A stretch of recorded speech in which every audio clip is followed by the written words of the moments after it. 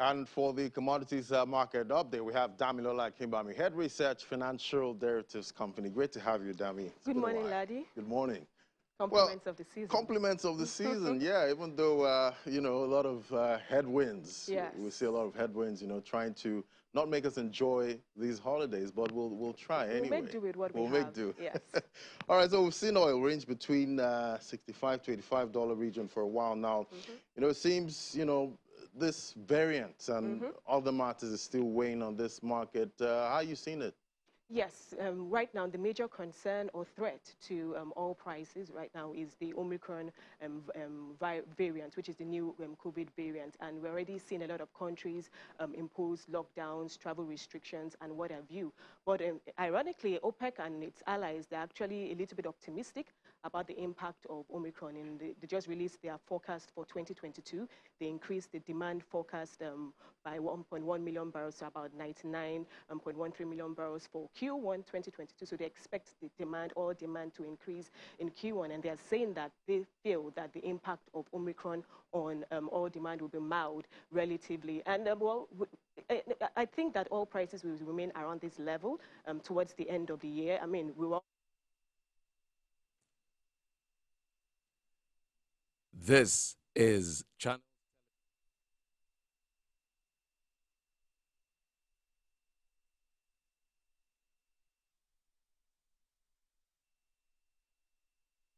74, $75 per barrel. That's roughly 75% above the 2021 budget benchmark, which is $40 per barrel. But if you look at the production aspect, because your revenue forecast is based on price and production, yes, we are significantly above our price benchmark, but significantly below the production benchmark.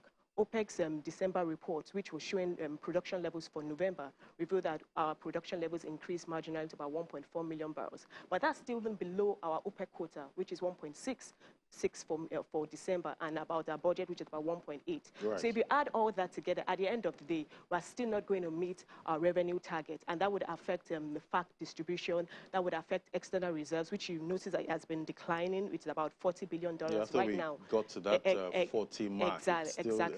And why I said it's multifaceted, because yes, at least high oil prices would offset the impact of low production. But then again, we import all of our refined crude. So the higher oil prices go, the more you're paying to import refined crude. So that's why, for instance, diesel is trading at about 345 naira per liter. Kerosene is up.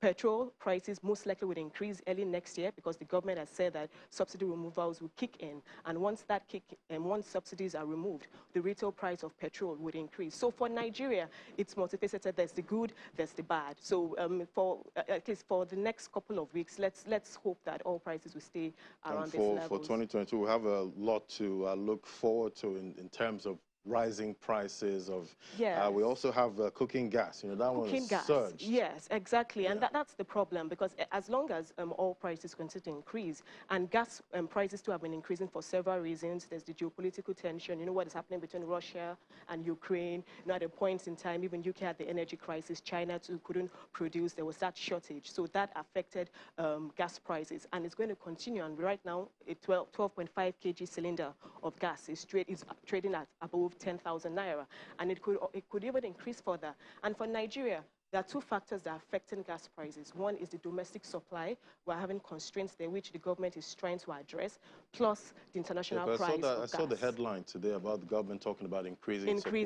How are they going to go about this? Well, I'm sure. Well, I believe they have their ways and means of putting that through. Obviously, we need the right infrastructure. We need the right investment, because Nigeria has significant gas reserves. But if you have gas reserves which you cannot tap and turn into something that is useful, then it becomes a problem, because gas accounts for about 12.5% of our total exports. So we generate a lot of, we earn export income from gas exports. But then again, because gas prices are increasing, it's affecting cooking prices. And is going to affect the average Nigerian. I mean, we've seen inflation decline over the past couple of months. And even FDC, we are projecting that the November figures are going to come out. Oh, yes. I saw your projection. Yeah, so we're projecting a further decline. 15.2%. 15.2% from 15.99. And basically, it's just because of harvest, the impact of harvest. And also there's price resistance, because you know that since COVID, disposable incomes have been significantly affected. So the average Nigerian is embattled. So that price resistance to higher prices has prevented manufacturers cap price increases to a certain level. So we feel that these two factors will contribute to the decline in the November inflation. And bear in mind, this is year on year, not month on month. So if you compare what the average consumer basket is right now compared to last year, we've seen that consumer prices have fallen by about 22%. So for instance, a basket of tomato is trading for like maybe 20,000 naira now. Last year, it was trading for about 35,000 naira. A bag of onions is trading now at 45,000. Last year was 80,000. So if you compare November this year to last year, we've seen prices decline. So right now, because of harvest effect, we've seen that food prices too are declining. But core inflation, which is all in the headline inflation less food prices, is still going to be a tricky part. We've talked about cooking gas, so cooking gas prices are up. Travel fares are up. We all know what is happening, even both international and domestic fares. Right. And because fuel demand is a major part of, is a major component of oil demand. So obviously, as oil prices continue to increase, it will affect aviation, fuel, and what have you. So definitely, core energy is something that is going to be a major concern, even up to Q1 as we go into the new year. Same as inflation, the way it's, Yes. it's looking. Yes. But, you know, I saw an interesting chart there on traffic congestion. Yes, yes. Saying that an average Nigerian spends about 1,080 hours a year. Yes. In traffic? In traffic. That's quite high. Yes. So a report was released by an analyst called INRIX, and the analyst was looking at the average number of hours drivers spend in a year. So according to that report, London ranked the highest. So London is the most congested city. And on the average, the driver spends an average of about 148 hours in a year, which is about 1.7%. 148 hours. Yes. Okay. But now, the analysts couldn't compare Cairo and Nigeria due to unavailability of data. And when we carried out our own survey, we found out that on the average, in a day, the average Nigerian spends about 3 hours. So in a year, that's about 1,080, which is about 12%. So imagine 12% of your time is spent in traffic. Obviously, productivity is going to be affected. If productivity is low, output levels will be affected. And so the circle goes on. So it just shows you how much, I mean, that's why they said the average Lagosian, and this is the Lagos market, by the way, yes. The average Lagosian is stressed. By the time the worker gets to work, person is tired. You have to take a breather before you can get into your work and stuff like that. So obviously, what can be done?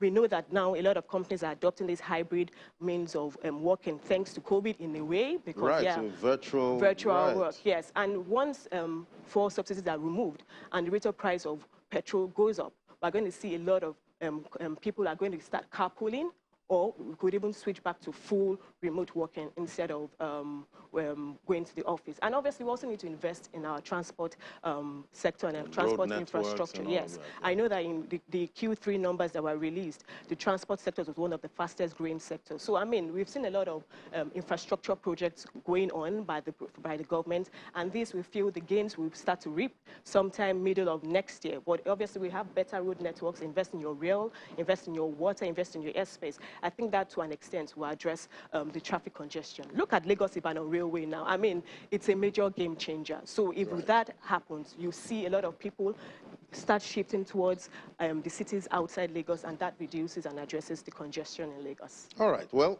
I hope I don't spend this much time in traffic. I hope so too. I mean, look at that's the two major congestion points. Look at, for instance, in Lekki, that Jakonde, between Jakonde and Igwe for Obalende Palomo Bridge. It's quite scary seeing the traffic scary lines on Google Maps and all of that. Yes, thick red. Totally thick red. All right, Damla, thank you so much. It was great having you. Head researcher at Financial Derivatives Company. Always great to have you. Thank you.